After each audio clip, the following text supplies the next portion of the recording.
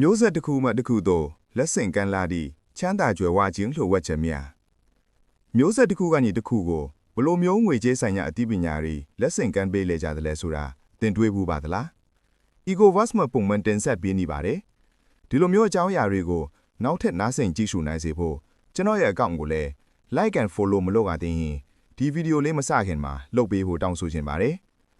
ဒီနေ့မှာတော့ခေတ်အဆက်ဆက်တက်တည်ပြပြီးသားဖြစ်တဲ့အစွမ်းထက်လာရဲ့တရုတ်ပြည်ရဲ့ချမ်းသာကြွယ်ဝခြင်းလှို့ဝှက်ချက်များကိုဝေမျှပေးသွားမှာပါဒါတွေဟာချက်ချင်းချမ်းသာမဲ့နီးနှံတွေမဟုတ်ပဲ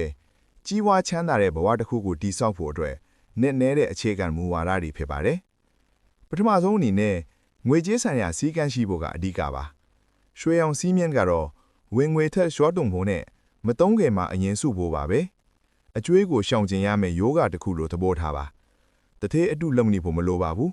တကယ်ချမ်းသာမှုကိုတိတ်တဆိတ်တည်ဆောက်ဖို့ပဲလိုတာပါတစ်ချက်တစ်ပြားတည်းကိုတန်ဖိုးထားပါငွေဆိုတာစီးလင်းနေပြီးတိုးပွားနေမှပါအစွမ်းရှိတာပါဆက်လက်ပြီးကိုယဉ်ဒီမြုံနှံမှုစဉ်းစားပါတန်ဖိုးကြီးအဝတ်စားတွေမဝယ်ခင်မှာ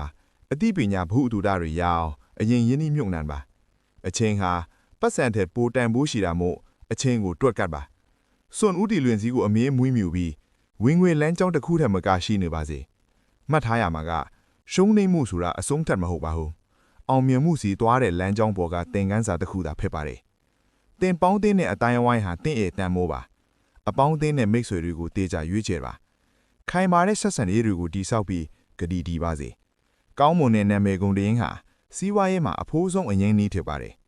သူတစ်ပါးကိုကူညီဖို့ဝန်မလီးပါနဲ့အောင်မြင်လာတဲ့အခါမှာလဲတယောက်တည်းမစားပါနဲ့ပြန်လဲဝေမျှပါအလုတ်ကုန်နဲ့ပတ်သက်တဲ့ကျင့်ဝတ်တွေကိုပြောရရင်သူများတဲ့ဆော်ဆော်ထားပါနောက်ကျမှအိပ်ပါပြီးတော့မငီးမညူနဲ့အလုပ်လုပ်ပါအခက်အခဲဆိုတာအသားအစီးမဟုတ်ပဲအခွင့်အလန်းလည်းအစပဲဖြစ်ပါတယ်လူတိုင်းစီကတင်ယူပါပြိုင်ဘက်စီကတော့တင်ယူပါအသေးဆွဲကုံစည်းလေးတွေကိုဂရုစိုက်ပါအဲ့လာလေးတွေကစုမိရင်အများကြီးဖြစ်သွားနိုင်လို့ပါအလုတ်ကြိုးစားရုံနဲ့မလုံလောက်ပါဘူးပါးနတ်ဖို့လေလိုပါတယ်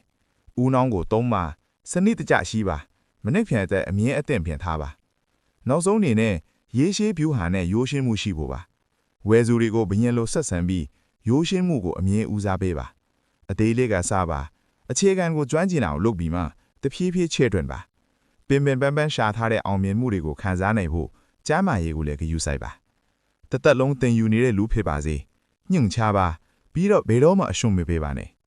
ဒီမူဝါဒတွေကိုကျင့်သုံးခြင်းအပြင်သင်ဟာငွေနောက်ကိုလိုက်နေတာယုံနေမဟုတ်ပဲအသိပညာနဲ့ကျွယ်ဝမှုဆိုတဲ့အမွေနှင်းကောင်းတစ်ခုကိုပါတည်ဆောက်နေတာဖြစ်ပါတယ်